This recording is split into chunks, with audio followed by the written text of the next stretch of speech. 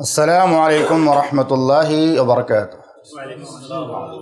الحمدللہ والصلاة والسلام علی رسول اللہ محمد وعلی آلہ وصحبہ اجمعین وعلی جمیع من تبعہم بإحسان الی یوم الدین، اما بعد۔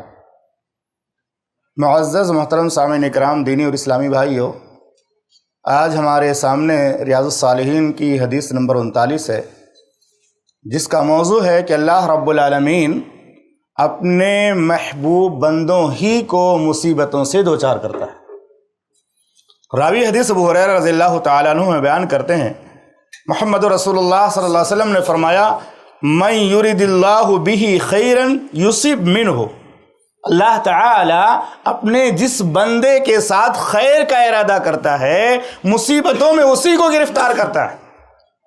جیسے میں نے اس سے پہلے ذکر کیا تھا کہ استاد جس بچے سے جتنی زیادہ محبت کرتا ہے، ہوم ورک نہ کرنے پر اس کو اتنی کڑی سزا دیتا ہے کہ یہ بچہ آگے نکل جائے، کامیاب ہو جائے، اس کی ترقی کے راستے کھل جائیں۔ تو اللہ تعالیٰ بھی اپنے محبوب بندے کو جہنم میں داخل کرنا نہیں چاہتا۔ جو اللہ کا محبوب بندہ ہوتا ہے، اللہ جس بندے سے پیار کرتا ہے، اس کو اللہ تعالیٰ نہیں چاہتا کہ یہ گناہ کرے اور گناہوں کی وجہ سے سزا کا مستحق ہو جائے اور ہماری زد میں، قانون کے زد میں آ کر جہنم میں چلا جائے۔ اس لیے اللہ تعالیٰ بار بار اس کو وارننگ دیتا ہے، بار بار اس کو جو جھٹکے دیتا ہے۔ اللہ کے نبی صلی اللہ علیہ وسلم نے فرمایا، من یرد اللہ بہ خیرا یصب منہ، اللہ تعالیٰ جس بندے کے ساتھ بھلائی کا ارادہ فرماتا ہے اس کو مصیبتوں سے دوچار کر دیتا ہے۔ ابن عثیمین رحمہ اللہ نے فرمایا، یہ حدیث مختصر ہے، اس کی شرح دوسری حدیثوں میں ہو جاتی ہے۔ اس کا مطلب یہ ہوتا ہے کہ اللہ تعالیٰ جس بندے کے ساتھ بھلائی کا ارادہ کرتا ہے اسے مصیبتوں سے دوچار کر دیتا ہے تاکہ وہ مصیبتوں میں صبر کرے اور ثواب کی امید رکھے۔ اللہ اس کے گناہوں کو بھی مٹا دے، اس کے اجر و ثواب کو بھی بڑھا دے، اس کے درجات کو بھی بلند فرما دے۔ اسی طرح سے یہ نعمت صرف مومنوں کے لیے ہے، ورنہ کافروں پر بھی بہت ساری پریشانیاں آتی ہیں، ان کی زندگیوں میں مصیبتیں آتی ہیں، لیکن ان کو کوئی اجر نہیں ملتا، ان کے گناہ معاف نہیں ہوتے۔ یہ ایمان کی دولت ایسی دولت ہے، اس کی وجہ سے یہ نعمت ملتی ہے کہ صبر کرنے کی وجہ سے اللہ تعالیٰ گناہوں کو مٹاتا اور درجات کو بلند فرماتا ہے۔ آزمائش میں خیر ہی خیر ہے۔ یہ آزمائش اس لیے بھی آتی ہے تاکہ ہم کو ہماری نعمت کا احساس ہو جائے۔ اگر ہم ہمیشہ تندرست رہے تو گھمنڈ ہو جائے گا، غرور ہو جائے گا، ہم تو بیمار نہیں ہوتے، ہم کو کوئی بیماری نہیں ہے، ہم کو کوئی پرابلم نہیں ہے۔ جب بیماری آتی ہے تب تندرستی کا احساس ہوتا ہے، جب غریبی آتی ہے تب خوشحالی کی قدر معلوم ہوتی ہے۔ حالات جب تنگ ہو جاتے ہیں تب آدمی سوچتا رہے میں تو 50,000 کما رہا تھا، 15 پہ آ گیا، میرے حالات بدل گئے۔ گھر کا ماحول اگر خوشحال ہے، خوشگوار ہے، ایسے موقع پر اسلام کے طریقے پہ چلنا آسان ہوتا ہے۔ گھر میں پرابلم آئے، حالات دگرگوں ہو جائے، آپسی تعلقات میں بگاڑ پیدا ہو جائے، اس موقع پر اگر آدمی صراط مستقیم پر چل رہا ہے تب اس کو کہا جائے گا مومن ہے۔ آسان حالتوں میں، خوشگوار حالتوں میں کرنا تو آسان ہوتا ہے، کسی بھی چیز کو کرنا ہماری جو ذمہ داری ہے، ہر حال میں پریشانی ہو تو بھی اور خوشحالی ہو تو بھی۔ جیسے کہ ایک آدمی جس نے روشنی نہ دیکھی ہو، جو آدمی ہمیشہ اندھیرے میں رہے اس کو روشنی کی قیمت نہیں معلوم ہوگی، اور آدمی اگر ہمیشہ روشنی میں رہے، اندھیرا نہ دکھائی دیا جائے، اس کو اندھیرا نہ دیکھ سکے تو اس کو اندھیرے کی جو پریشانی اس کو محسوس نہیں ہوگی۔ تو پریشانی آنے کے بعد نعمت کا احساس ہوتا ہے۔ آدمی 1 مہینے تک بیمار ہے، اسپتال میں ہے، 1 مہینے کے بعد جب وہ گھر آتا ہے، بیماری ختم ہو جاتی، کتنا سکون اس کو محسوس ہوتا ہے، نعمت کا احساس ہوتا ہے کہ ہاں یہ پریشانی اللہ نے ہم سے دور کر دی۔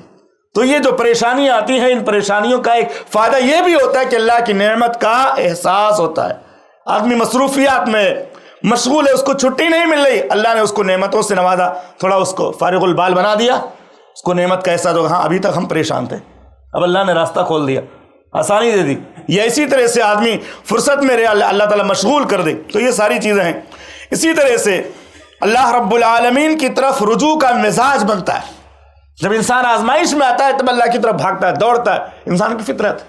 اگر پریشانی نہ آئے تو جلدی اللہ تعالیٰ کی بارگاہ میں ہاتھ اٹھتے نہیں ہے، اور اللہ نے قرآن میں فرمایا کہ انسان کو جب پریشانی لاحق ہوتی ہے تو لمبی لمبی دعائیں کرنے لگتا ہے، اور جب پریشانی ختم ہو جاتی ہے ساری چیزیں دور ہو جاتی ہے، اس سے ساری نیکیوں سے وہ دور ہو جاتا ہے۔ پریشانی ختم ہوئی، اس کی نیکیاں کم ہو جاتی ہیں۔ اسی طرح سے انسان کو جب پریشانی لاحق ہوتی ہے، مصیبت اس کی زندگی میں آتی ہے تو اس کے اندر سے گھمنڈ ختم ہو جاتا ہے، اکڑ فوں.